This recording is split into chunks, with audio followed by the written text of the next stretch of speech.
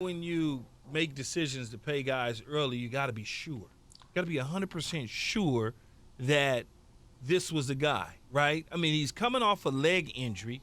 He did help lead you to the Super Bowl. He put him in position. Nick Foles took over, ultimately go and win the Super Bowl. Then you give him an extension as if he was the one that actually played in the Super Bowl game and won the game. And so it was okay to kind of wait.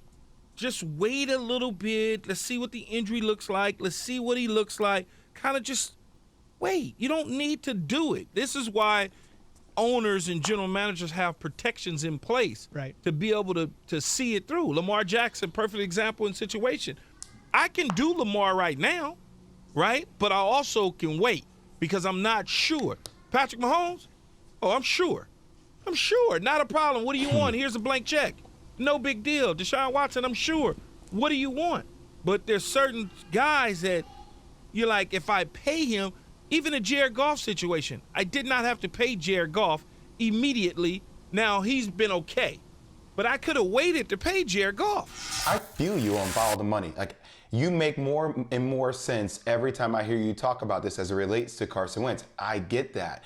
But from the practical fan perspective, right, you're sitting there saying, okay, the NFC East is horrible. I don't know how the hell we're still in this position.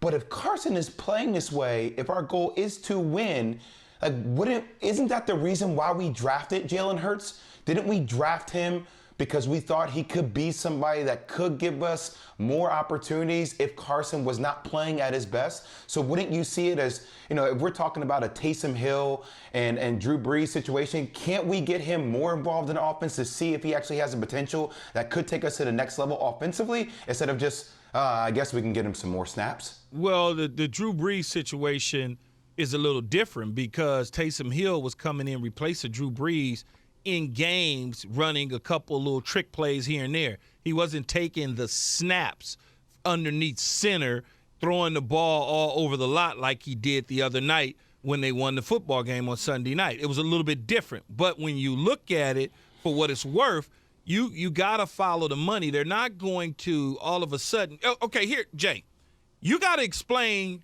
to me. I'm the owner of the Philadelphia Eagles. You're the general manager and the president of the team. Now you got to explain to me why in the hell you gave that dude $100-something million and you asking me to sign off on benching him to pay a dude that has no playing experience at quarterback that we drafted in the second round when you convinced me to pay the other guy a year and a half ago $100-something million. You got to explain that to me. Do you want to bring that to me?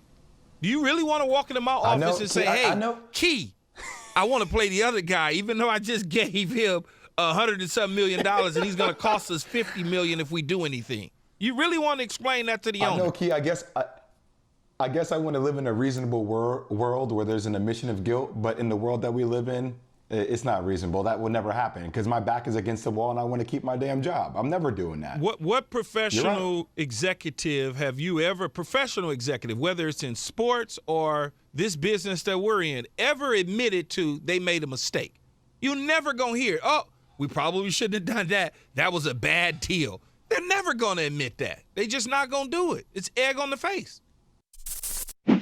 Thanks for watching ESPN on YouTube. For live streaming sports and premium content, subscribe to ESPN Plus right now.